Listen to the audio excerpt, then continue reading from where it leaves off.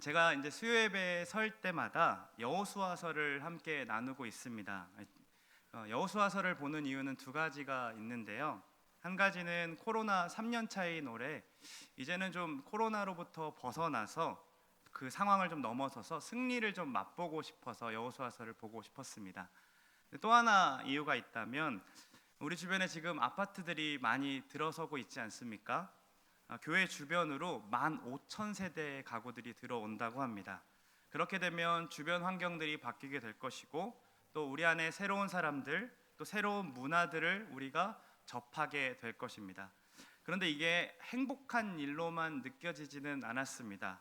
왜냐하면 주거 환경의 차이로 인해서 겪게 되는 어떤 상대적인 박탈감이 우리 안에 깔려 있을 수도 있을 것이고 또 그 생활 수준에 맞게 주변의 상가들 또한 조금씩 변화가 있겠죠. 그러다 보면 우리가 싸게 이용하던 상가, 싸게 누리던 것들이 좀 가격이 올라가는 현상들이 분명히 있을 거란 생각이 듭니다. 이렇게 모든 것이 비싸져가는 이 성남 이 한복판에서 어떻게 우리가 버틸 수 있을까?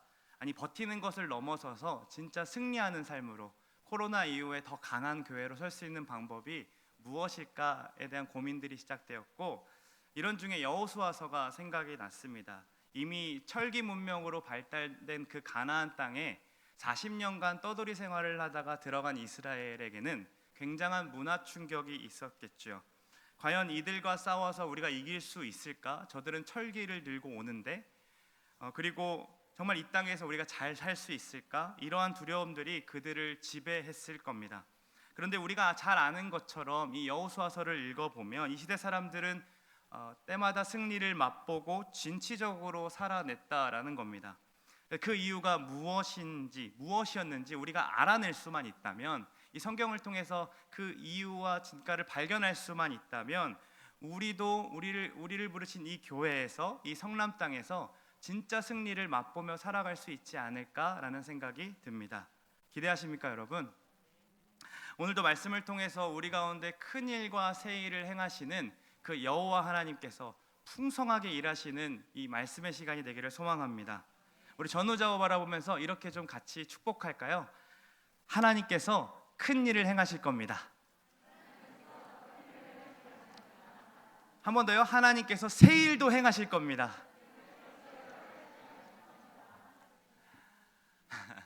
오늘 본문은 드디어 40년의 광야 생활을 끝내고 가나안에 들어가는 시작을 담고 있습니다.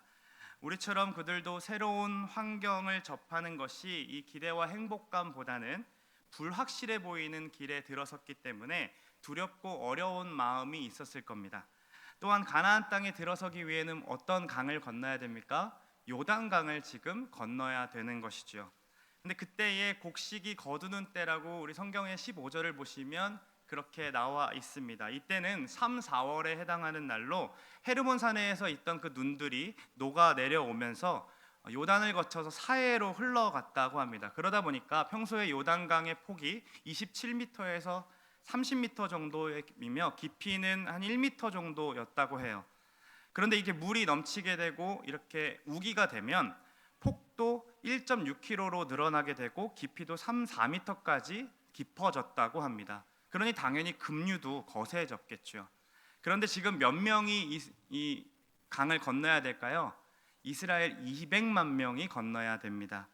그뿐 아니라 그들이 데리고 왔던 수많은 짐승들 그리고 이삿짐들까지도 이렇게 지고 요단강을 건너는 것은 불가능해 보이는 일이었습니다. 여러분, 이들의 마음이 어땠을까요? 당연히 두려울 수밖에 없었겠죠.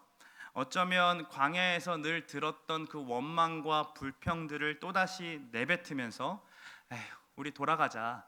애굽이 훨씬 낫다. 아니 광야에 차라리 죽는 게 낫다라고 할 수도 있었던 상황입니다. 왜냐하면 그 땅에서 잘 살 수 있다라는 그 보장이 사실은 없기 때문에 그렇습니다. 빈 땅에 들어가는 것이 아니라 이미 살고 있는 원주민들이 있었기 때문에 스스로 쟁취해야 승리를 얻을 수 있는 땅이었고 그런 불확실한 미래가 그들을 두렵게 만들었겠죠. 또한 가까이에는 이 불가능해 보이는 요단강을 건너 이 도강하는 것이 그들에게는 너무나도 어려웠던 일이었습니다. 두려워할 만한 상황이었고 원망할 만한 상황이었다라는 거죠.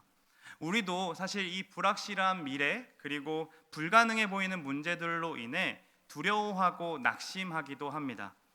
코로나가 다 끝나가는 것처럼 보이는 때입니다. 그러나 3년간 코로나로 우리가 함께 지내면서 코로나가 우리에게 남겨준 잔상들은 여전히 우리를 지배하고 있습니다.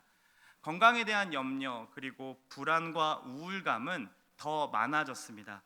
건강보험심사평가원이 낸 기준에 따르면 건강염려증으로 병원을 찾는 이들이 50%나 늘었다고 합니다.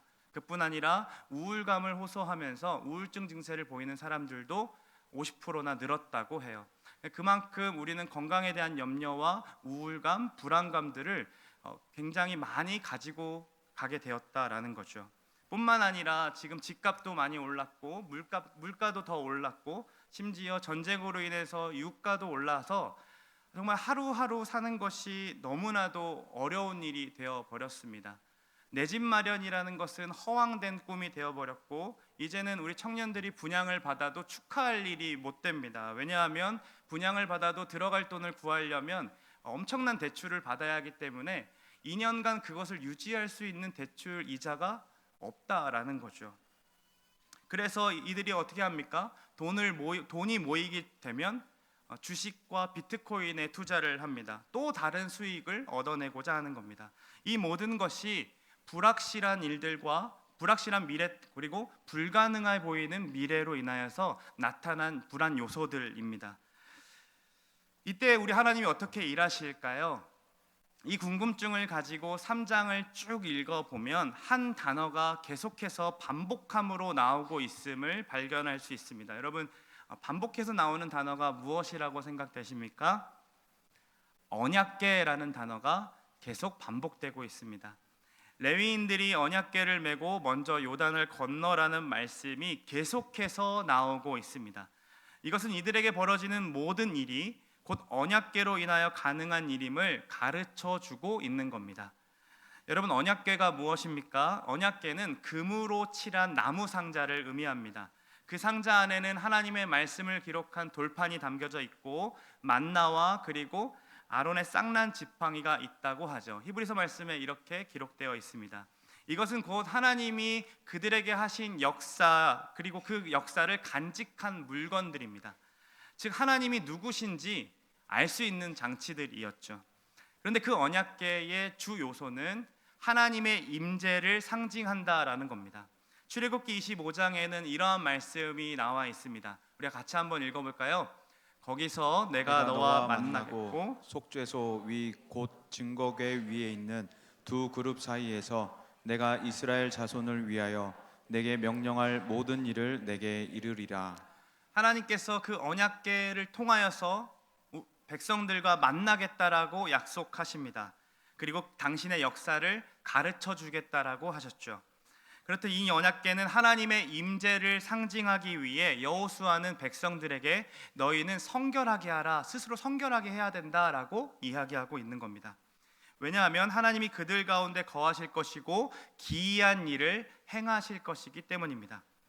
하나님께서는 이 요단강을 건너가라는 말씀을 하시고 무책임하게 그냥 던져놓고 알아서 건너라는 분이 아니십니다.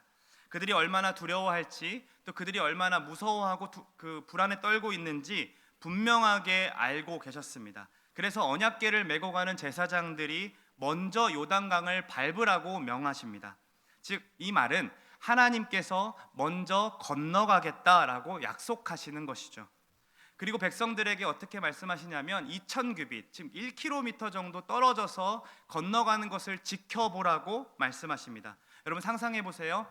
요단강에 언약궤가 먼저 가는데 1km 뒤에서 지금 200만 대군이 다 지켜보고 있는 상황인 겁니다. 여기서 우리 하나님이 불가능해 보이고 또 불확실해 보이는 우리의 문제 앞에서 어떻게 일하시는지도 발견해낼 수 있습니다. 여러분 무엇입니까? 우리 하나님은요 앞서 행하시는 분이십니다.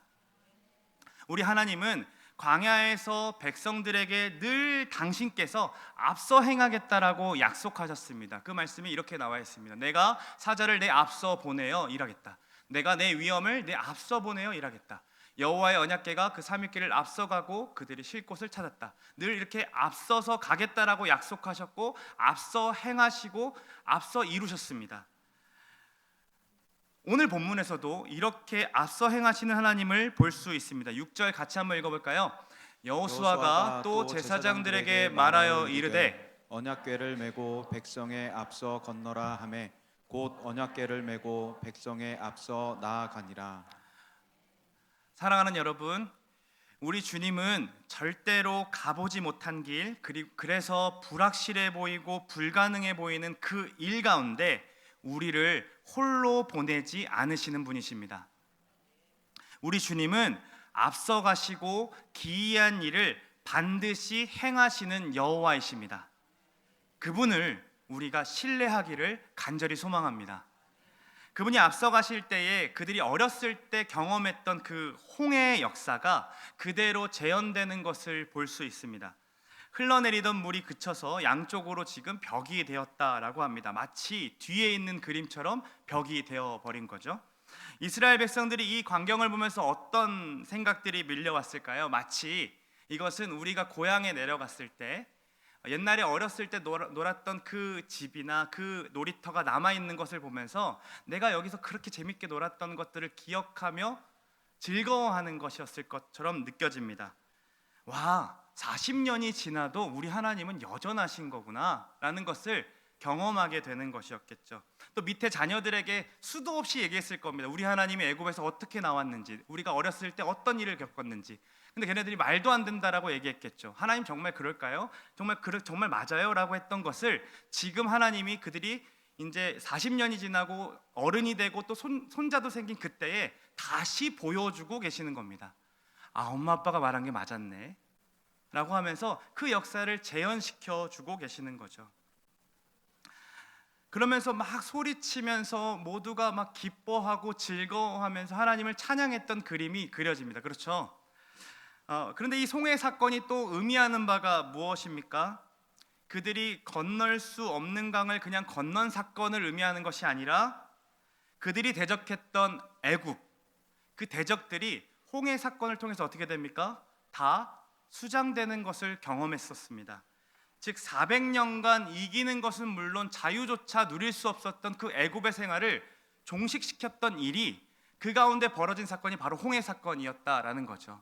요단강을 다시 가르시면서 보여주고 싶으셨던 것은 앞으로 너희가 경험하게 될 그리고 만나게 될 수많은 대적들도 결국 애굽처럼 무너지게 될 것임을 분명하게 다시 보여주고 계신다라는 겁니다.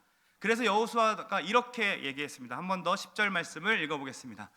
또 말하되 살아계신 하나님이 너희 가운데 계시사 가나안 족속과 헷 족속과 히위 족속과 브리스 족속과 기르가스 족속과 아모리 족속과 여부스 족속을 너희 앞에서 반드시 쫓아내실 줄을 이것으로 너희가 알리라. 아멘. 희미했던 기억을 떠올리게 하시고 이야기로만 들었던 그 막연했던 역사를 명확하게 지금 보여주고 계시는 거죠. 그리고 어떻게 하십니까? 앞서 가실 뿐만 아니라 이렇게 행하십니다. 우리 같이 17절 한 번 더 읽어볼까요? 여호와의 언약궤를 맨 제사장들은 요단 가운데 마른 땅에 굳게 섰고. 우리 하나님께서 요단 한가운데 굳게 서 계십니다. 이 굳게 서다라는 말은 견고하고 수직으로 딱 서 있는 이미지를 떠올리는 단어입니다. 마치 승리의 깃발을 딱 꽂아낸 것처럼 언약궤가 요단 중앙에 굳게 서 있었습니다. 왜 이렇게 하실까요? 그 이유가 그 17절 뒤에 나와 있는데요. 그 모든 백성이 요단을 건너기를 마칠 때까지 굳게 서 계셨습니다. 안전하게 당신께서 사랑하시는 백성들이, 이 이스라엘 백성들이 요단강을 다 건널 때까지 먼저 가셔서 그 가운데 우두커니 서 계셔서 기다리고 계셨다라는 겁니다. 너무 좋으신 분 아니십니까? 불가능해 보이고 불확실해 보였던 그 문제에 앞서 행하시고 가운데 굳게 서셔서 우리를 안전하게 보호해 주시고 인도해 주신 그 하나님, 그분이 홍해에서도 또 요단에서도 역사하셨듯이 지금 우리 가운데서도 역사하실 줄을 믿습니다. 17절 말씀을 보시면 강조하고 있는 단어가 하나 더 있습니다. 무엇이냐면 마른 땅이라는 단어입니다. 이 마른 땅은 홍해를 건넜을 때에도 사용되었던 단어로 동일하게 그 역사를 가리키는 장치로 사용됩니다. 그런데 더 나아가 이 마른 땅이라는 단어의 이미지는 마치 바짝 황폐하게 말라버린 땅을 의미합니다. 여러분 서해 바다 가보셨죠? 가게 되면 물이 쑥 빠지고 나면 어떤 길이 나옵니까? 갯벌들이 나옵니다. 걸어보신 분들은 알겠지만 그 길은 걷다 보면 매우 피곤합니다. 푹 빠져서 걷기가 굉장히 힘들죠. 근데 우리 하나님께서 참 이 말씀을 보니까 섬세하다라고 느껴지는 게 그냥 물만 걷어내신 게 아니라 땅 자체를 완전하게 바싹 말려버리신다는 겁니다. 사랑하는 당신의 백성들이 힘들지 않게 하시고자 마른 땅으로 만들어 버리셨다는 거죠. 그러지 않으셨다면 상상을 해보니까 진흙탕을 걸으면서 여기서 막 엎어지고 양들 막 뒤집어지고 그거 빼느냐고 정신없고 그러면서 어떤 말이 튀어나올까? 하나님 할 거면 제대로 좀 하시지, 끝까지 하시지, 이런 마음이 막 솟아오르지 않았을까요? 그런데 마른 땅으로 만드셔서 정말로 섬세하게 역사하고 계신다라는 거죠. 마치 그 일이 지금 뒤에 이미지화 되어 있는데 큰 일을 행하심으로 새로운 길을 여시고 그 가운데 지나가는 그 길이 어떤 길로 표현되고 있습니까? 꽃길로 표현되고 있죠. 그 마른 땅을 걸으면서 그들도 자신들의 엄마 아빠처럼 그리고 할머니 할아버지들처럼 노래하고 찬양하면서 또 옆에 뭐가 있습니까? 벽에 아쿠아리움이 있잖아요. 그걸 보면서 구경하면서 우와라고 생각하면서 그 30m나 되는 우리가 경험할 수 없는 높이예요, 그렇죠? 그 강 속을 들여다보면서 말할 수 없는 그 경이로움과 기쁨에 차서 하나님 막 찬양하면서 걸어갔던 것이 상상이 됩니다. 그럼 하나님은 왜 이렇게 일을 하실까요? 이 길이 처음 가는 길이기 때문이라 말씀에 기록되어 있습니다. 그런데 이 길은 요단강만을 의미하는 것이 아닙니다. 우리 4절 한 번 더 읽어보겠습니다. 그리하면 너희가 행할 길을 알리니 너희가 이전에 이 길을 지나보지 못하였음이니라 하니라. 그들이 앞으로 가야 하는 그 가나안 땅의 생활도 4절의 말씀처럼 어떤 길입니까? 이전에는 이 길을 지나보지 못했던 길이 될 것입니다. 그 길을 하나님께서 지금 요단강에서 행하시는 것처럼 앞서 가시고 그 가운데 거하시며 그들이 안전하게 그 길을 건널 때까지 서 계시는 분으로 역사하실 거라는 것을 가르쳐주고 계시는 거죠. 그래서 이스라엘에게 단순히 요단강을 건너기 위해서 역사하시는 것이 아니라 앞으로 그 길에서 내가 그렇게 일할 거니까 나를 신뢰함으로 따라오라고 말씀하고 계시는 겁니다. 앞서 가시고 또 굳게 서셔서 이 마른 땅을 건너게 하시는 우리 하나님께서는 이스라엘에게만 큰 일과 새 일을 행하시는 분이 아니라 이미 우리에게도 그 큰 일과 새 일로 역사하셨고 앞으로도 역사하실 분이심을 믿으시기 바랍니다. 우리 안에 수많은 어려움들이 두려워하게 만들죠. 그런데 그 어려움들 중에서 가장 최고의 어려움과 두려움은 무엇입니까? 바로 죽음입니다. 모두 죽음이라는 문제 앞에서 두려워하고 낙심하고 주저앉아 버립니다. 육적인 죽음뿐만 아니라 영원한 죽음에 우리가 처하게 된다는 사실을 한 번이라도 상상을 해보면 너무나도 두렵고 몸둘 바를 모르겠습니다.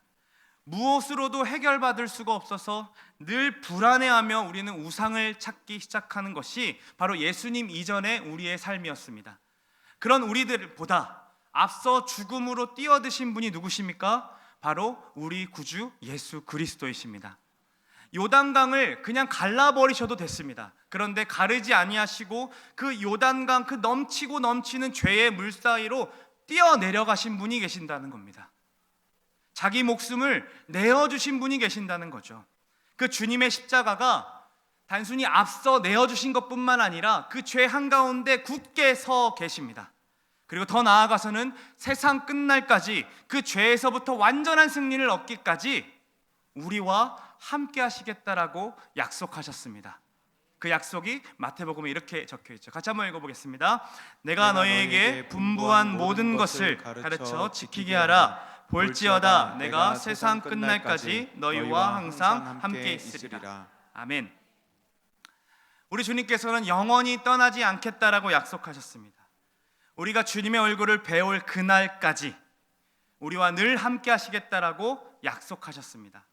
그뿐만이 아닙니다. 언약궤가 건널 때까지 기다리다가 마지막으로 문 닫고 이렇게 나오시는 것처럼 우리의 끝도 우리가 끝내는 것이 아니라 우리 주님께서 마치시고 승리를 경험하게 하신다라는 겁니다.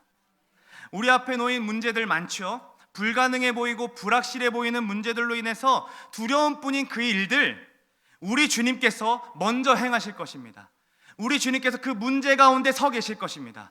우리 주님께서 완벽하게 해결하시고 승리를 경험하게 하실 것입니다. 더 나아가 그렇게 주님과 함께하는 그 길이 때로는 진흙을 걷는 것처럼 느껴질지라도 뒤돌아보니까 마치 이 이미지처럼 꽃길을 걷는 것처럼 마른 땅으로 반드시 인도하시는 분이 바로 우리 하나님이십니다. 높은 산이 거친 들이 뭐라고 고백합니까? 초막이나 들판이나 내 주 예수 모신 곳이 그 어디나 하늘나라. 이 꽃길 반드시 경험하는 우리 모두가 되기를 간절히 소망합니다. 그런데 여기서 결론을 맺으면 굉장히 막연해 보인다는 생각이 들었습니다. 여러분, 언약궤와 동행하는 삶, 그게 무엇입니까? 예수님이 앞에 가시고 가운데 거하시고 마치는 날까지 함께하는 삶, 여러분 도대체 그럼 어떻게 누려야 할까요? 언약궤가 여러분 무엇을 상징한다고 했습니까? 하나님의 임재하심을 상징한다 했습니다. 즉 백성들은 언약궤가 이렇게 먼저 가는 것을 보면서 하나님이 임재하셔서 앞서가시는 것을 느끼고 그 우리 가운데 거하시는 것들을 보며 거룩하신 하나님이 우리와 함께하고 계시는구나 하며 기쁨으로 동행하는 것이 백성들의 일이었습니다. 요단강의 길뿐만이 아니라 앞으로 있게 될 가나안 땅에서도 그렇게 살아가는 것이 그들이 큰 일과 새 일을 경험하는 방법이었던 거죠. 그래서 그 임재를 날마다 바라야 했었고, 그래서 그 기이한 일을 행하시도록 하나님 앞에 나아가서 자신을 성결하게 하는 것을 점검했어야 했습니다. 그런데 이스라엘 백성들이 어떻게 살았습니까? 우리가 오늘 만나를 통해서 지금 사무엘상을 함께 묵상하고 있는데 거기서 어떤 일이 벌어집니까? 전쟁에서 블레셋에게 패하니까 당장 그들이 할 수 있는 행동이 야 언약궤 가져와 라고 얘기합니다. 하나님의 임재를 상징하는 것을 자신들의 이익을 위해 사용했다라는 거죠. 만약에 그것이 정말로 하나님의 임재를 뜻하는 것임을 그들이 알았다면 무엇부터 했어야 됐을까요? 왜 패배했을까? 하나님 우리 왜 패배했을까요? 혹시 우리에게 잘못한 것은 있지 않을까요? 하며 사사시대부터 왕으로 계셨던 그 하나님께서 계셨지만 그들이 자기 옳은 소견대로 행하여 왕을 왕으로 여기지 않았던 그들의 태도를 반성하고 스스로 성결하게 했었어야 했습니다. 그런데 그들이 어떻게 합니까? 전쟁에서 패배하니까 언약궤가 없어서 그러네, 그때 언약궤 때 있었잖아 하면서 하나님의 임재가 없어서가 아니라 언약궤만 있으면 이길 거라고 생각했던 거죠. 결국 어떻게 됩니까? 처참하게 패배합니다. 언약궤를 도구화했기 때문입니다. 후에 그들이 전쟁에서 패하고 난 뒤에 바로 무엇을 요구하냐면 왕이 있어야 된다라고 또 요구합니다.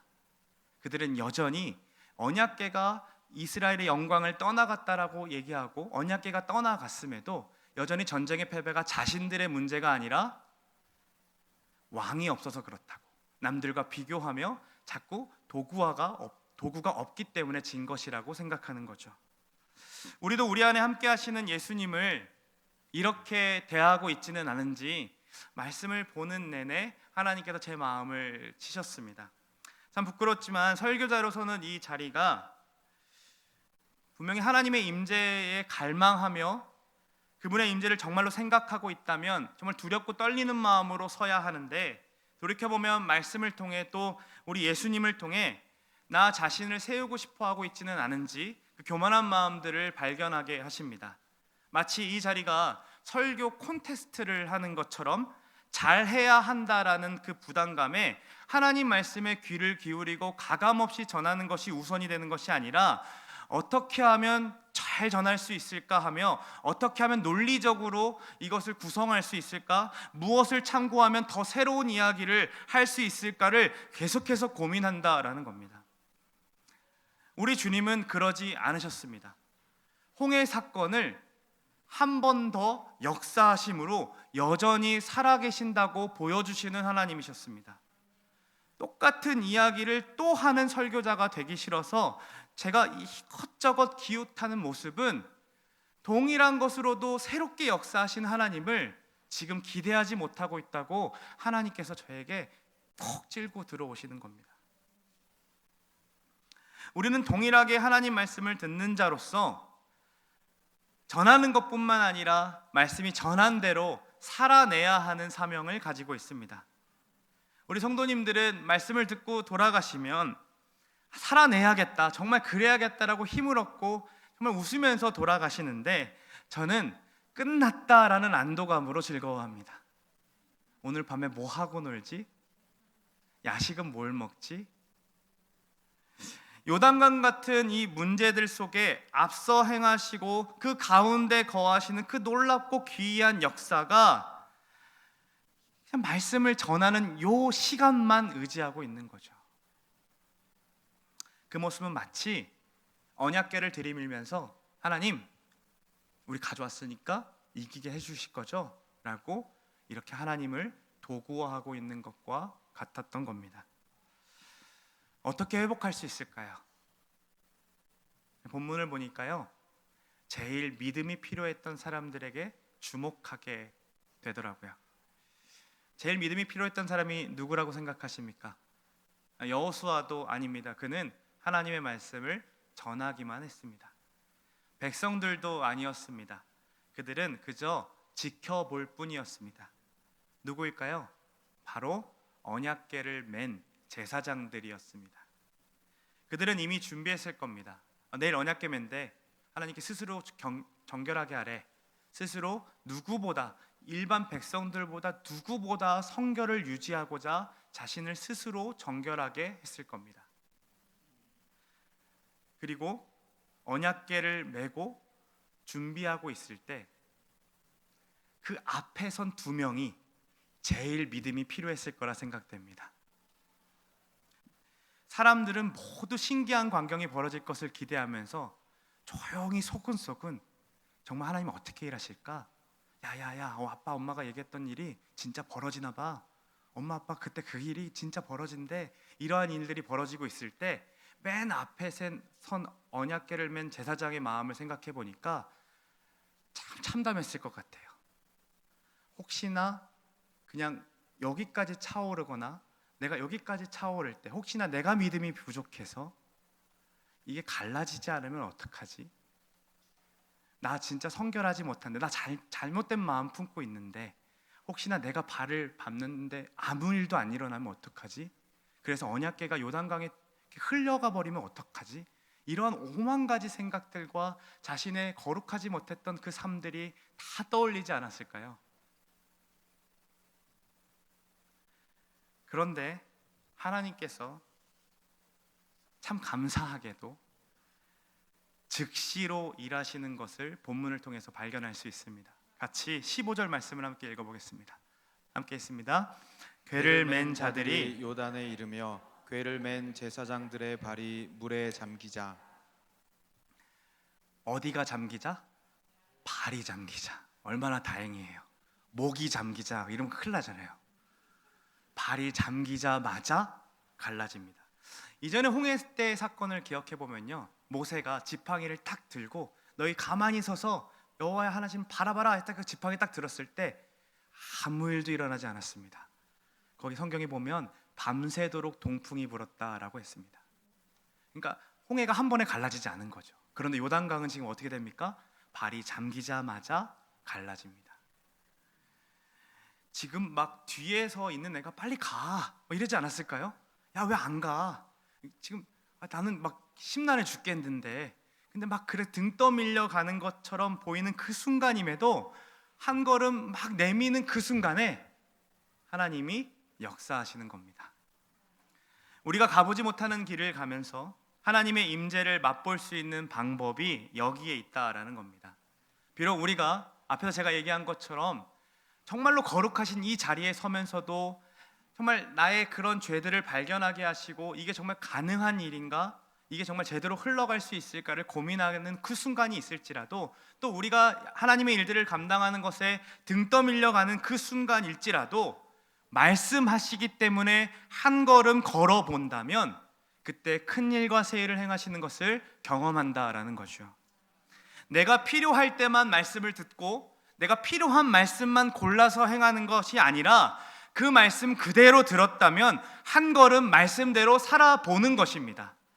은혜가 돌을 이긴다라고 우리 주일의 말씀에 함께 나누었습니다. 그렇죠? 그렇다면 우리가 우리 앞에 지금 돌을 던지고 있는 사람 똑같이 돌 던지고 싶고 더 큰 돌을 던지고 싶은 그 심정 속에서 아니야, 은혜가 돌을 이긴다고 했으니까 저 사람 은혜로 대해봐야겠구나 하며 우리의 행동과 말을 통하여 은혜를 전달하는 일을 한 걸음 해볼 때에 말씀이 진짜 살아있는 거구나, 우리 하나님이 내 마음 가운데, 내 삶 가운데 큰 일과 새 일을 행하시는구나 라는 것을 경험할 수 있다라는 겁니다. 이해되지 않아도, 내 상식으로는 말도 안 되는 일일지라도 한 걸음 한 걸음씩 우리가 걸어가는 그 싸움을 할 때에 우리는 그 속에 임재하시는 하나님을 맛보고 누릴 수 있습니다. 지난주에 한 청년이 토요일날 급하게 신방 요청을 했습니다. 목사님 좀 만나주세요. 그래서 왜 그런가 해서 같이 밥을 먹으면서 이야기를 나누었는데, 자기가 이 돈을 하나님께 맡기지 못해서 너무 불안하다는 겁니다. 늘 부족하고 늘 어렵다는 거예요. 저축을 한 달에 80만 원씩 합니다. 그리고 저축한 금액으로 이미 1,000만 원을 모았다고 합니다. 근데도 부족하답니다. 불안하다라고 얘기하더라고요. 돈을 더 벌 수 있는 방법이 자신에게 들어왔다고 하는 거예요. 평일날에는 그 일로 일하고 주일날에는 이 친구가 음악하는 친구이기 때문에 다른 교회에서 반주를 좀 해달라는 요청을 했다고 합니다. 그럼 그 교회에서 반주 한 번 예배를 하면 60만 원씩 반주비를 준다는 거죠. 그 대신 이 다니던 교회를 그만두고 그 교회에 가서 섬겨야만이 그 돈을 받을 수 있다라는 겁니다. 마음에 너무 어려웠답니다. 자신은 지금 돈이 필요한데 두 번이나 자신에게 작년에도 그랬고 이번에도 동일하게 그 돈을 페이를 지급하겠다라고 얘기하면서 봉사하지 않겠냐고 요구하는 것이 마치 하나님이 돈 필요할 때 자신을 채워주시는 방법은 아닐까라는 고민이 되었다라는 거죠. 목사님 어떻게 해야 됩니까? 라고 했습니다. 여러분 어떻게 반응해야 될까요? 여러분의 자녀가 이런 고민을 한다면 어떻게 반응하시겠습니까? 그래, 부족한데 교회가 이 교회만 있겠니? 하나님 거기도 거하시는데 거기 가서 그럼 열심히 섬기고 돈 벌어와 라고 할까요?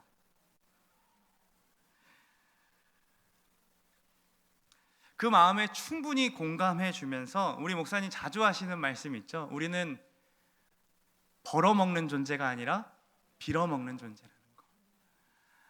너의 모든 것들을 책임져 주시는 분이 하나님이심을 믿는다면 정말로 어렵지만, 나도 어렵거든, 정말로 근데 어렵지만 우리 같이 한번 하나님께 조금씩 주인으로 내어드리는 것은 어떻겠니? 라고 제안을 했습니다.